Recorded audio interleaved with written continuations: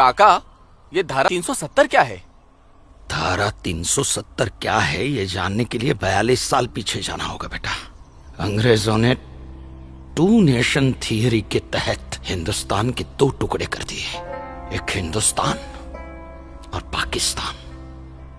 पाकिस्तान की बहुत इच्छा थी कि जम्मू कश्मीर का विलीनीकरण पाकिस्तान में हो जाए, और राजा हरि सिंह चाहते थे कि कश्मीर एक स्वतंत्र देश रहे। वो न हिंदुस्तान में विलीन होना चाहते थे न पाकिस्तान में, और तब पाकिस्तान ने खूनी खेल खेला। अक्टूबर 1947 में पठानी कबायलियों को जम्मू कश्मीर के खिलाफ उकसाया, कश्मीरी पंडितों का कत्लेआम करवाया। ऐसे हालात देखकर राजा हरि सिंह ने घबराकर नेहरू जी से कहा, कृपा करके आप कश्मीर को बचा लीजिए। मैं ऐसे हालात में चाहता हूं कि कश्मीर का विलीनीकरण भारत में ही हो जाए, सेना भेजिए। लेकिन जब तक भारतीय सेना कश्मीर पहुंची बहुत देर हो चुकी थी। न जाने कितने कश्मीरी पंडितों का कत्लेआम हो चुका था। कश्मीर का 1/3 हिस्सा पठानी कबायलियों ने अपने कब्जे में कर लिया था। लेकिन अपनी इस नीच हरकत के बाद भी पाकिस्तान बाज नहीं आया। पठानी कबायलियों और भारतीय सेना के बीच युद्ध जारी रखा पाकिस्तान ने।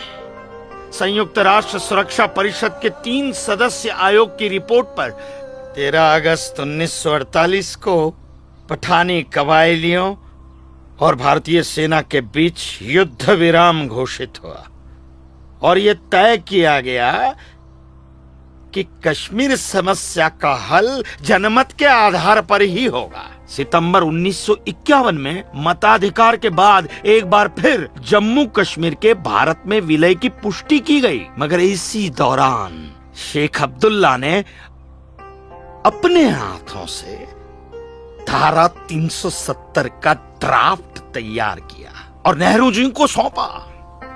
सरदार पटेल और अंबेडकर साहब की मर्जी के खिलाफ 1952 में नेहरू जी ने इसे लागू भी कर दिया। इसी धारा 370 की वजह से नेहरू जी ने कश्मीर को एक ऐसा विशेष दर्जा दे दिया जिसमें जम्मू कश्मीर राज्य ने हिंदुस्तान से अपना एक अलग संविधान स्थापित कर लिया। इसी धारा 370 की वजह से हमारे हिंदुस्तान का राष्ट्र ध्वज अलग है और कश्मीर का भी ध्वज अलग। इसी धारा 370 की वजह से कश्मीर की कोई भी महिला यदि भारत के किसी भी अन्य राज्य के नागरिक के साथ शादी करती है तो उस महिला की नागरिकता समाप्त हो जाती है। लेकिन यदि वो महिला अगर किसी पाकिस्तानी नागरिक के साथ शादी करती है तो पाकिस्तानी नागरिक कश्मीर का नागरिक हो जाता है, हिंदुस्तान का नागरिक हो जाता है। इसी धारा 370 की वजह से भारत के किसी भी अन्य राज्य का नागरिक जम्मू कश्मीर में जमीन खरीद नहीं सकता, व्यापार नहीं कर सकता। लेकिन जम्मू कश्मीर का नागरिक भारत के किसी भी अन्य राज्य में जाकर अपना व्यापार कर सकता है, जमीन खरीद सकता है, कुछ भी कर सकता है। अरे ये बिग लैंड एबोलिशन एक्ट क्या है पता है?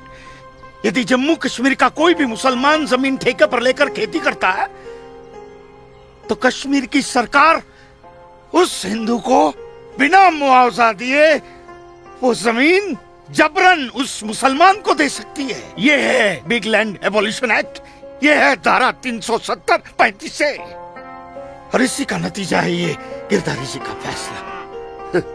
और सिर्फ यही नहीं, ये जो सरकार की ऋण निरस्तीकरण योजना है ना, इसके अंतर्गत उन सारे मुसलमानों का कर्जा माफ कर दिया जाएगा जो उन्होंने हिंदुओं से लिया। बताइए।